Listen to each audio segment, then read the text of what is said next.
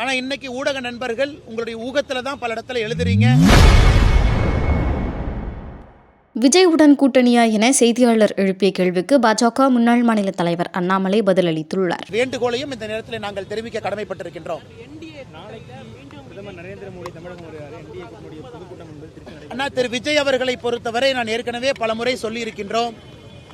அதிகாரப்பூர்வமாக இந்த கட்சியினுடைய தலைவர் அண்ணன் நயினார் நாகேந்திரன் அவர்கள் அதிகாரப்பூர்வமாக அது போன்ற பேச்சுவார்த்தை எதுவும் இல்லை என்று தொடர்ந்து சொல்லிக் கொண்டிருக்கின்றார்கள்.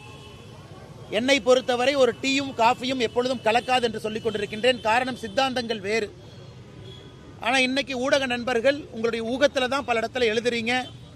அதனால் நாங்கள் இன்னைக்கு வலிமையாக இருக்கிறோம். தேசிய ஜனநாயக கூட்டணி, அனைத்து இந்திய அண்ணா திராவிட முன்னேற்ற கழகம் தலைமையிலான தேசிய ஜனநாயக கூட்டணி, இன்னைக்கு எங்களுடைய கூட்டணி வலுவாக இருக்கிறது. தேர்தலை சந்திப்பதற்கு தயாராக இருக்கின்றோம்.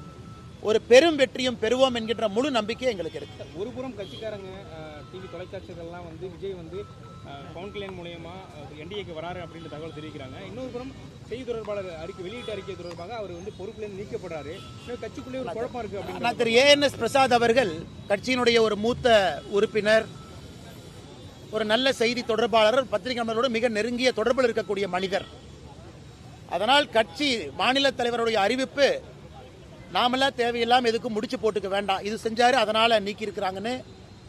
அவரும் இந்த தேர்தலில் வேறு வேறு பொறுப்பில் இருப்பாங்க. ஒரு மூத்த தலைவர் வேறு வேறு பொறுப்பில் செயல்படுவார். அதனால் நிச்சயமாக திரு ஏஎன்எஸ் பிரசாத் அவர்கள் எங்களுடைய மூத்த ஒரு உறுப்பினர், ஊடகத்துறையில நிறைய அனுபவம். செய்திகளை உள்ளது உள்ளபடி தெரிந்து கொள்ள ரெஃப்ளெக்ட் நியூஸை சப்ஸ்கிரைப் பண்ணுங்க.